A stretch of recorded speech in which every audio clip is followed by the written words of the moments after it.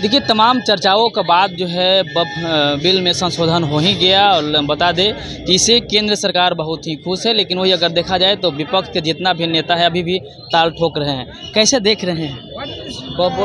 Bill जो है देखिए हो गई, पारित भी हो गई राज्यसभा लोकसभा में। वक्फ बिल जो लाया केंद्र सरकार ने, मोदी सरकार ने, बिना विपक्ष को, बिना जनता के मशवरा के आप बिल लेके चले आते हैं और कहीं ना कहीं एक तबका को आप नाखुश करने में लगे हुए हैं और एक तबका को खुश करने में लगे हुए हैं। मगर हमारा सवाल है कि वक्फ बोर्ड के जमीनों का इतना फिक्र है माननीय देश के प्रधानमंत्री जी को, मगर उन गरीब, दलित, शोषित, पीड़ित परिवारों को, आज मैं भी राजस्थान के पिछले हिस्से में पड़े हुए रहते हैं, रात 24 घंटा गुजार देते हैं, आर ब्लॉक में गुजार देते हैं, गांधी मैदान के चौराहों पर गुजार देते हैं, बुद्धा पार्क में गुजार देते हैं। उनको 3 डिसमिल जमीन उन परिवारों को, गरीब परिवारों को कब दिया जाएगा? आपके दलित के नेता चिराग पासवान हो, जीतनराम मांझी हो, ये तमाम लोग 3 डिसमिल जमीन के नाम पर पटना के ऐतिहासिक गांधी मैदान में बुलाकर रैली कर लेते हैं, पर 3 डिसमिल जमीन दलित परिवारों को, शोषित परिवारों को, मजलूमों को नहीं दे पाते हैं। और डबल इंजन की सरकार है 20 सालों से बिहार के अंदर में, आप क्या कर रहे हैं?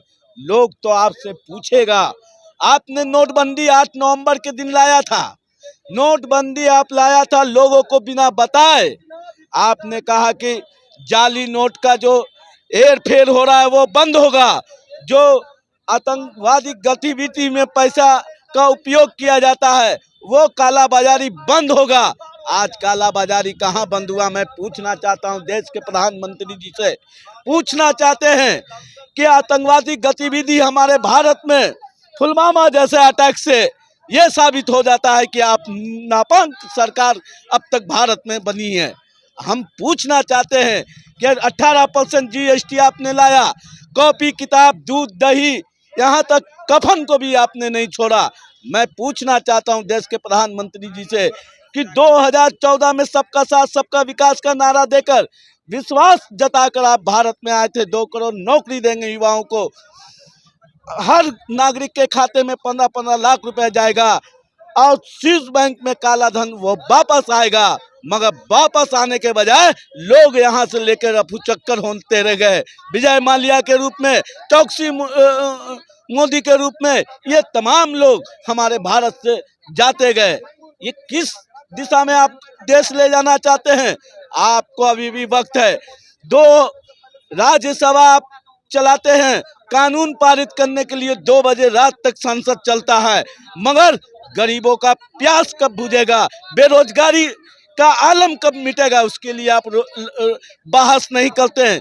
जनता के टैक्स के पैसा से ऐशो आराम जो कर रहे हैं आपके नेता, और कोई भी नेता हो देश का, जब 2 बजे तक राज्यसभा एक वक्फ बिल पर बहस हो सकता है तो बेरोजगारी पे क्यों नहीं हो सकता है? 3 डिसमिल जमीन दलित परिवारों पर क्यों नहीं हो सकता है? तो इन लोगों को कुछ मतलब नहीं है। इन लोग सिर्फ परिवारों को, लोगों को बरगलाने का काम किए हैं। चूंकि ये लोग सावरकर और गौडसे के मानने वाले लोग हैं, ये लोग सावरकर और गौडसे के मानने वाले हैं। देश की आज़ादी में इनका कोई भूमिका नहीं है। मतलब आप कहना चाहते हैं कि जब वह बिल जो अमेंडमेंट जो पास हुई है लोकसभा या राज्यसभा से, तो इस वक्फ बिल से जो कह रहे हैं कि गरीब के लोगों को जो है इसमें फायदा होगा, गरीब लोगों को जो जमीनें हैं वो कहीं न कहीं उन्हें मिल जाएगा तो ज़्यादा अच्छा होगा, तो क्या ये लगता है कि नहीं मिल पाएगा उनको? अभी आपने, पत्रकार महोदय, आपने देखा नहीं है, हमने उस चीज को करीब से देखा है। उत्तर प्रदेश में मठ की जमीनों को जिस तरह से बंदरबाट किया गया 3 हिस्सों में, अंडानी का भी उसमें उस जमीन पर कब्जा है, उसके रविशंकर जी का भी उस पर कब्जा है, एक महंत जी का और कब्जा उस जमीन पर हो गया कई एकड़ पर। क्या उसका हिसाब दे पाएंगे ये? तो ये जमीन बेच ये लोग अंडानी और अंबानी के हाथों के गुलाम हो चुकी है सरकार। और इतने बड़े अपार्टमेंट जो खड़ा है अंडानी का, वक्फ बोर्ड का बिल्डिंग गिरेगा, मैं पूछना चाहता हूं, जो बाप की संपत्ति को जिस तरह से नाजायज तरीके से हथिया के रखे हुए हैं, उस पर सरकार क्या कार्रवाई करेगी? क्या अंडानी का बिल्डिंग गिराएंगे? मेरा सवाल है। तो आप जो कानून लेके जब भी कानून बनाया है, देश को तोड़ने वाला कानून बनाया है, देश को जोड़ने वाला आप कानून नहीं बनाया। मैं एक मुसलमान होने के नाते मेरा फर्ज बनता है कि गलत दिशा में जब भी सरकार जाए तो उसको आईना दिखाने का काम करें। और हमने देश की आज़ादी में हम लोग ने खोया है, सीने पे गोली खाई है, आपके तरह पीठ दिखा के और अंग्रेजों को माफीनामा लिखने का काम नहीं किया हमने।